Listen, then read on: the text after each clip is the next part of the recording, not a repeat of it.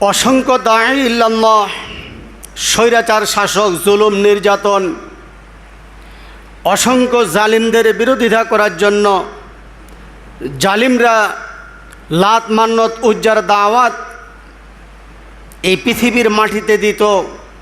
তাদেরকে রুখে দেওয়ার জন্য আল্লাহ সুবহানাহু ওয়া তাআলা পয়গম্বর পাঠিয়েছিলেন, যেমন ইব্রাহিম আলাইহিস সালাতু ওয়াস সালাম। ইব্রাহিম আলাইহিস সালাতু ওয়াস সালাম মুসলিম জাতির পিতা।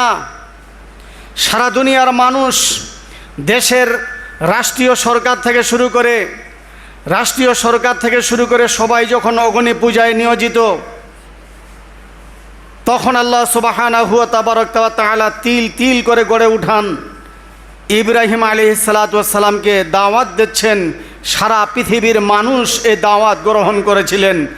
শুধুমাত্র কেবলমাত্র জালিম স্বৈরাচার রাষ্ট্র ক্ষমতায় যারা থাকে, দুর্নীতি করা যাবে না, স্বৈরাচারী করা যাবে না, মানুষকে হত্যা করা যাবে না, কোর্ট কাচারিতে মিথ্যা মামলা দেওয়া যাবে না, মানুষকে হয়রানি পেরেশানি করা যাবে না, ঘুমন্ত মানুষকে জেলখানার মধ্যে নিগাতে হবে।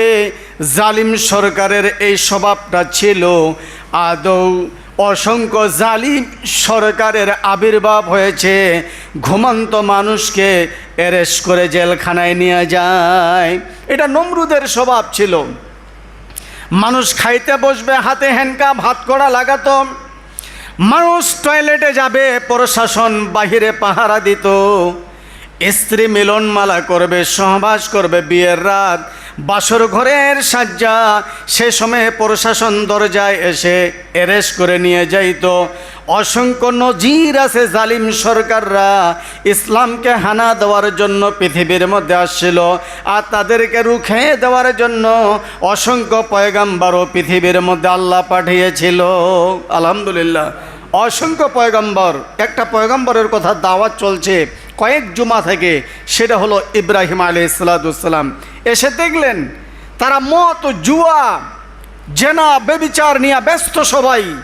মানুষগুলি তো সব জাহান্নামের দিকে যাচ্ছে। ইব্রাহিম আলাইহিস সালাতু ওয়াস সালাম এসে বললেন, প্রাণ প্রিয় আমার জাতি, তোমরা শুনে রাখো, ইয়া আবাতি লা তা'বুদিশ শাইতান ইন্নাশ শাইতানা কানা লির-রাহমানি আসিয়া।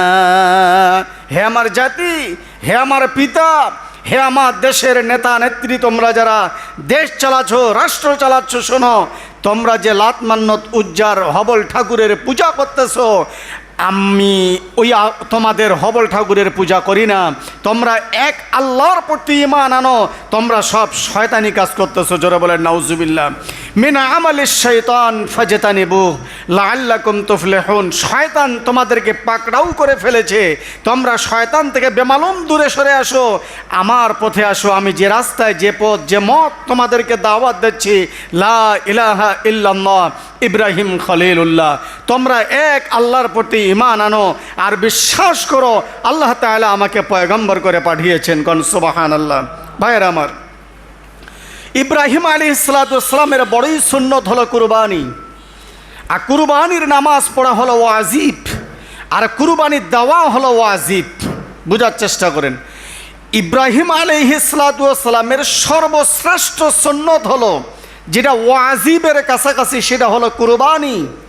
গরিব দুঃখী সবার জন্য কুরবানি সুন্নত। আর দেওয়াটা হলো কি? ওয়াজিব।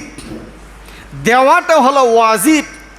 10ই জিলহজ, জিলকতের পরে হলো জিলহজ, সুবে সাদেক থেকে শুরু করে 12 তারিখ পর্যন্ত, সূর্যাস্ত পর্যন্ত কুরবানি দিতে হবে।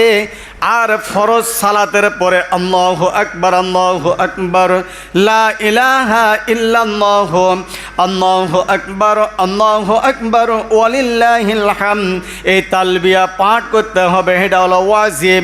আল্লাহর নবী বলেন, জাতি শুনে রাখো, তোমরা যে রাস্তাটা দিয়া ঈদের ময়দানে যাবে, আর যে রাস্তাটা দিয়া বাড়ির মধ্যে আসবে, আর যে রাস্তাটা দিয়া তোমরা তালবে ইলম, তালবিয়া পাঠ করতে করতে যাবে, ওই রাস্তা হাসরের ময়দানে আল্লাহ রাব্বুল আলামিন মিজানের পাল্লায় দান করে দিবেন।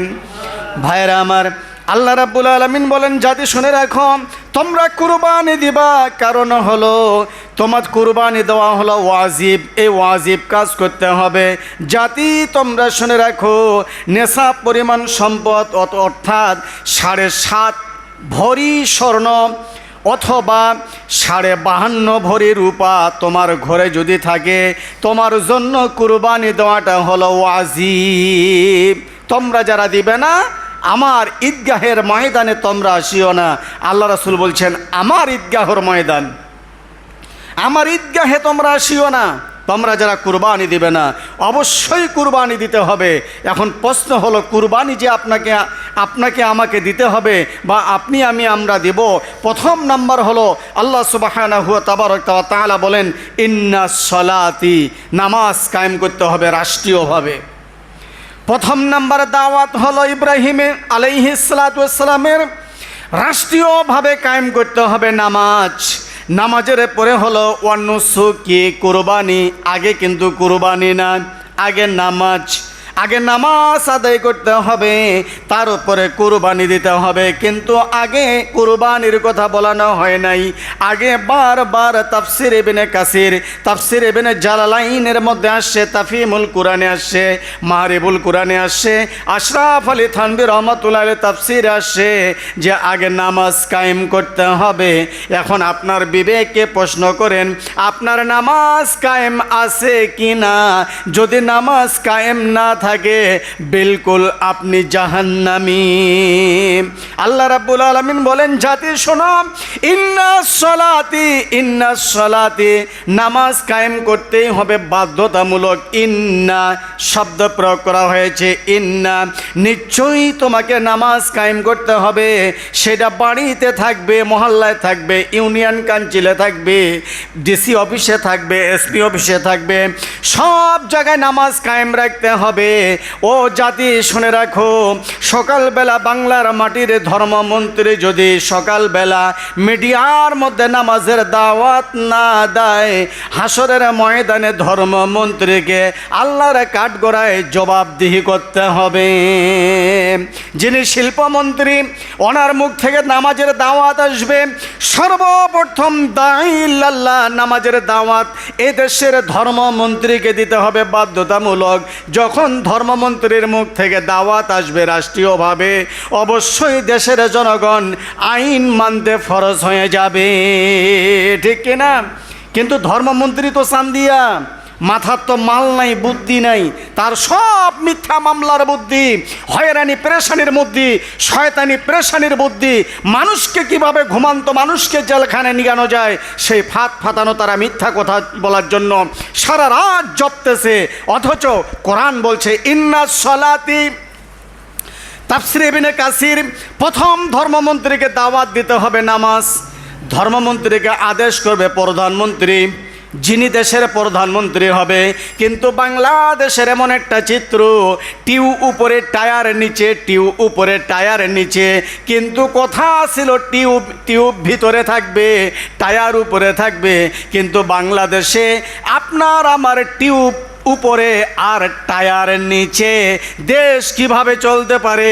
দেশ এখন ভুদাই চলতেছে, মানুষগুলি সব পেরেশানির মধ্যে ভুগতেছে। জোরে বলেন ঠিক কিনা? সর্বপ্রথম ধর্মমন্ত্রীকে দাওয়াত দিতে হবে ইন্নাস সলাতি। ধর্মমন্ত্রী আদেশ করবে ইসলামী ফাউন্ডেশনকে, ইসলামী ফাউন্ডেশন চিঠি পাঠিয়ে দিবে প্রতিটি মহল্লায় মহল্লায়, প্রতিটি ইউনিয়ন কাউন্সিলে বাধ্যতামূলক নামাজ আদায় করতে হবে।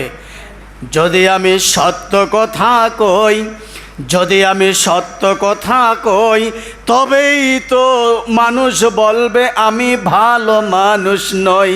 যদি হক কথা কই, যদি আমি সত্য কথা কই, তবেই তো তোমরা বলবে আমি ভালো মানুষ নই, ঠিক কিনা?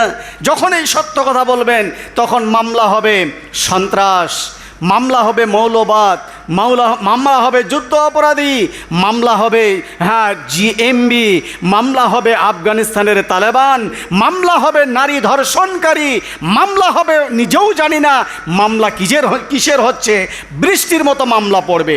আল্লাহ রাব্বুল আলামিন বলেন, শোনো, কোরআন তাফসির, ইন্নাস সালাতি, সকলেই জানা আয়াতটা, ইন্নাস সালাতি, রাষ্ট্রীয়ভাবে নামাজ কায়েম করতে হবে। এটাই ইব্রাহিম আলাইহিস সালাতু ওয়াস সালামের টার্গেট ছিল। মহল্লায় সবাই নামাজি হবে, ইউনিয়নের মধ্যে সবাই নামাজি হবে, ডিসিএসপির আন্ডারে যারা থাকবে সবাই নামাজি হবে, দেশে রাষ্ট্রের মধ্যে যারা থাকবে সবাই নামাজ হবে। নামাজি ব্যক্তিদের জন্য ওয়ানুসুকি, কুরবানি দেওয়া ওয়াজিব। এখন তো বেনামাজিদের ভিড়, বেনামাজিরা পাড়াপাড়ি করে কিভাবে ভাগ দেওয়া যাবে, কিভাবে এখানে ভাগ দেওয়া যাবে, 7 ভাগে কুরবানি কিভাবে দেওয়া যাবে, পাগল পাড়া হয়েছি। কিন্তু একবারও ভাবি না ফজরের নামাজ কিভাবে পড়তে হবে, একবারও ভাবি না জোহরের নামাজ কিভাবে পড়তে হবে, একবারও ভাবি না আসরের নামাজ কিভাবে পড়তে হবে।